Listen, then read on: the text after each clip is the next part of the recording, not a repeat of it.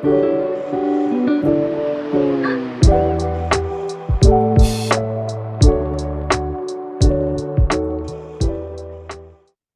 warahmatullahi wabarakatuh. Perkenalkan, saya Dava Manoval dengan ujung NIM 137. Pertama, kita akan mendefinisikan suatu fungsi. Pertama, kita buat dulu nama fungsinya terlebih dahulu. Sini nama fungsinya itu luas lingkaran. Terus kita buat functionnya. Kita masukin argumen, yaitu Pi sama R. Kita pakai kurung kerawal. Terus kita definisikan rumusnya Pi kali R kuadrat. Terus kita return halnya kita buat, kita masukkan nilai dari pi-nya yang tersendiri 2,14 dan kita buat di sini 5. Jalankan 78. Walaupun cara yang kedua yaitu secara default argumen. Sini kali ini kita buat persegi panjang. Definisikan dulu namanya function, masukkan argumen. Kali ini langsung dengan nilai.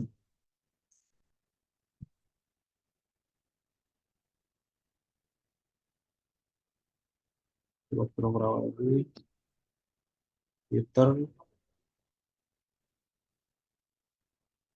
dan kali N.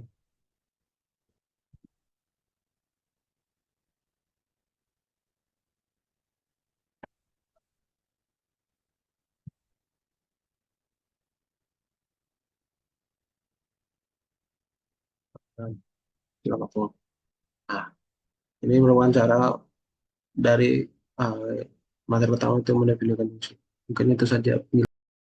Nama saya Nabila Putri Karnia. Di sini saya akan menjelaskan tentang fungsi rekursi. Fungsi rekursi adalah fungsi yang memanggil dirinya sendiri dalam proses eksekusinya. Rekursi sering digunakan untuk menyelesaikan masalah yang dapat dipecah menjadi submasalah yang lebih kecil dengan struktur yang mirip dengan masalah asal. Fungsi rekursi umumnya memiliki dua bagian. Yang pertama, kasus basis atau base case, yaitu kondisi di mana fungsi berhenti memanggil dirinya sendiri. Hal ini penting untuk mencegah rekursi tak terbatas dan memastikan bahwa fungsi akhirnya berhenti. Lalu yang kedua, ada kasus rekursif atau recursive case, yaitu bagian di mana fungsi memanggil dirinya sendiri dengan argumen yang lebih sederhana atau lebih kecil. Lalu di sini ada contoh kasus untuk membuatkan kode, misalnya ingin menghitung nilai suatu faktorial dari bilangan positif n. Lalu n merupakan bilangan bulat, diberikan n yaitu sama dengan 7. Ini n. Lalu maka 7 faktorial dapat dihitung menggunakan R sebagai berikut. Nah, di sini kita membuat fungsi rekursi untuk menghitung faktorial. Ini dengan lalu membuat kasus basis di mana if n sama dengan 0 dan return 1. Lalu kita buat kasus rekursifnya yaitu return n dikali faktorial kali n min 1. Nah, menggunakan fungsi rekursi di mana kita menggunakan bilangan 7 faktorial. Lalu bila dijalankan hasilnya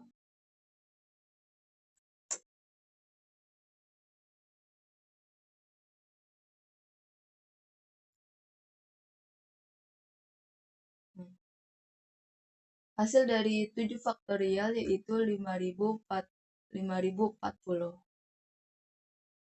Oke, selanjutnya di sini kita membuat objek kelas S3. Di sini kelasnya itu mahasiswa ITERA. Nah, functionnya itu terdiri dari nama dan umur. Kalau kita membuat list, yaitu nama dan umur, kelasnya itu tadi mahasiswa. Terus kita di sini menuliskan metode print untuk kelas mahasiswa. Lalu di sini kita menggunakan objek dan metode, yaitu tadi Alika dan 30. Dan lalu kita run. Nah, outputnya di sini namanya itu Alika, umurnya 30, dan kelasnya itu mahasiswa. Oke, selanjutnya di sini kelas S4. Set kelas di sini itu dosen. Kalau tadi mahasiswa, sekarang dosen. Lalu di sini listnya itu ada nama dan umur. Nama ini berbentuk eh karakter, sedangkan umurnya itu numerik. Lalu di sini kita membuat objek dari kelas S4, yaitu namanya Alex. Alex dan umurnya 30. Lalu selanjutnya kita menulis metode untuk kelas dosen. Dan sini kita akan memanggilnya menggunakan objek dan metode, yaitu berupa ini, nama dan umur. Tadi kan kita udah masukin nih, namanya itu Alex dan umurnya 30. Dan outputnya itu. Oke, cukup sekian dari saya. Saya akan menjelaskan R6. R6 ini adalah sistem OOP modern di R yang mendukung enkapsulasi, pewarisan, dan metode dengan sintaks yang mirip dengan bahasa pemrograman. Seperti Python, R6 menggunakan kelas referensi secara bawaan untuk menggunakan kelas R6. Bisa menggunakan pustaka R6 dan menggunakan R6 kelas. Jadi di sini kita mendefinisikan kelas R6 dengan library R6. Kemudian peserta R6 kelas dengan kutip 2 peserta. Kemudian publik sama dengan list, nama saya dengan 0, umur dengan 0. Kemudian kita initialize function dengan nama dan dengan umur. Kemudian kita masukkan self nama dengan nama untuk nama dan self umur untuk umur.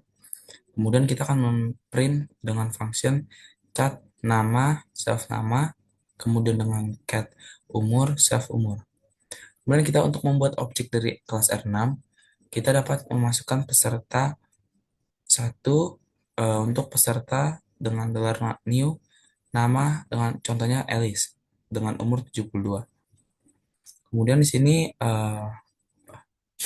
kita menggunakan metode dengan peserta $print, dan kita untuk mengubah atribut kita dapat peserta $umur 27 dengan peserta satu $print. Kemudian kita run hasilnya. Ya, di sini menunjukkan output dengan hasil nama Alice dan juga umur 72. 72. Kemudian setelah kita ganti atributnya dengan nama tetap Alice, tetapi umur berganti menjadi 27. Sekian penjelasan kelas R6 dari saya. Terima kasih.